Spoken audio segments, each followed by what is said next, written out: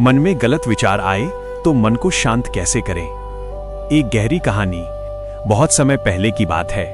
एक शांत सुंदर जंगल के किनारे एक छोटा सा गांव था। उस गांव के पास एक प्राचीन विहार में महान संत गौतम बुद्ध अपने शिष्यों के साथ रहते थे।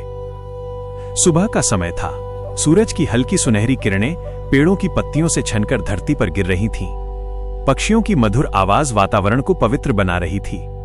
पूरा वातावरण इतना शांत था कि जैसे प्रकृति खुद ध्यान में बैठी हो। लेकिन उसी गांव में एक युवक रहता था। नाम था आरव। आरव बाहर से तो सामान्य दिखाई देता था, लेकिन उसके मन के भीतर एक बड़ा तूफान चल रहा था।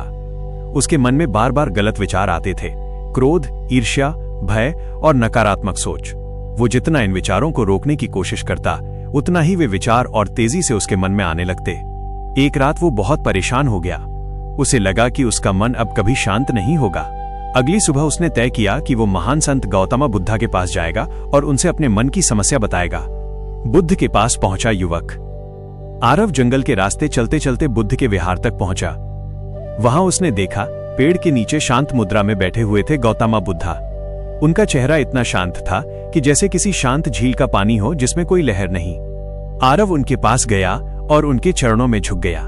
कंपकंपाती आवाज में उसने कहा, भगवान, मेरा मन बहुत परेशान रहता है। मेरे मन में बार बार गलत विचार आते हैं। मैं उन्हें रोकना चाहता हूं, लेकिन वे रुकते ही नहीं। कृपया मुझे बताइए कि मैं अपने मन को कैसे शांत करूं। बुद्ध ने उसकी ओर प्रेम से देखा। उनकी आंखों में करुणा थी, जैसे कोई पिता अपने दुखी बेटे को देखता है। बुद्ध ने मुस्कुराकर कहा, आरव, पहले बैठ जाओ। तुम्हारी मन की समस्या बहुत सामान्य है। हर मनुष्य इससे गुजरता है। आरव उनके सामने बैठ गया। बुद्ध ने एक अजीब प्रश्न पूछा। कुछ देर बाद गौतम बुद्धा ने पूछा, आरव, अगर आसमान में काले बादल आ जाएं तो क्या आसमान गंदा हो जाता है? आरव ने कहा, नहीं भगवान, आसमान गंदा नहीं होता। बादल कुछ देर बाद चले जाते हैं। बुद्ध मुस्कुराए। उन्होंने कहा, ठीक उसी तरह तुम्हारा मन भी आसमान की तरह है और गलत विचार केवल बादलों की तरह हैं। आरव ध्यान से सुन रहा था। विचारों से लड़ना क्यों गलत है? बुद्ध ने आगे कहा, तुम्हारी सबसे बड़ी गलती यह है कि तुम विचारों से लड़ते हो। जब तुम किसी विचार को जबरदस्ती रोकने की कोशिश करते हो तो वो और अधिक ताकत से वापस आता है। फिर बुद्ध ने पास पड़ी एक मुट्ठी रेत उठाई। उन्होंने उसे कसकर पकड़ लिया। रेत उंगलियों के बीच से गिरने लगी। बुद्ध बोले, जब हम किसी चीज को बहुत कसकर पकड़ते हैं तो वो हमारे हाथ से निकल जाती है, लेकिन अगर हम हाथ को ढीला रखें तो वो हमारे पास टिक सकती है। आरव धीरे धीरे समझने लगा मन को शांत करने का रहस्य। अब गौतम बुद्धा ने उसे मन को शांत करने का एक सरल तरीका बताया। उन्होंने कहा, जब भी मन में गलत विचार आए तो 3 काम करो। पहला कदम, उसे पहचानो। सबसे पहले उस विचार को पहचानो। अपने मन से कहो, ये केवल एक विचार है, मैं नहीं। दूसरा कदम, सांस पर ध्यान दो। फिर अपनी सांस पर ध्यान दो। धीरे धीरे गहरी सांस लो और छोड़ो।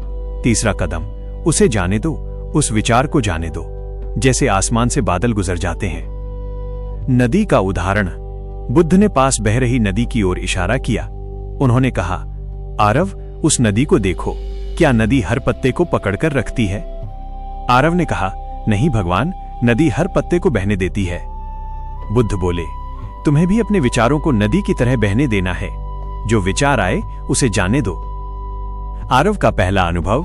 उस दिन आरव ने पहली बार बुद्ध के साथ बैठकर ध्यान किया। वो अपनी सांसों पर ध्यान देने लगा। शुरू में उसके मन में बहुत सारे विचार आए, लेकिन उसने बुद्ध की बात याद की।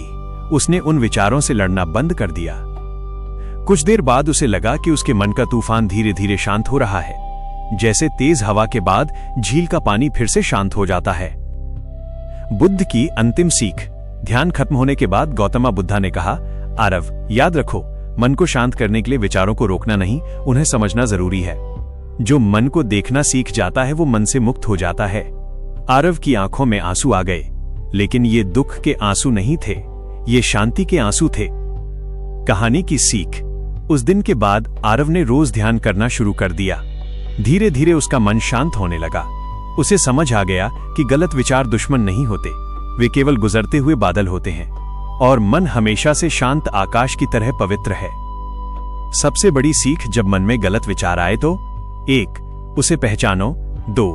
सांस पर ध्यान दो। 3. उसे जाने दो। यही है गौतम बुद्धा की मन को शांत करने की गहरी शिक्षा।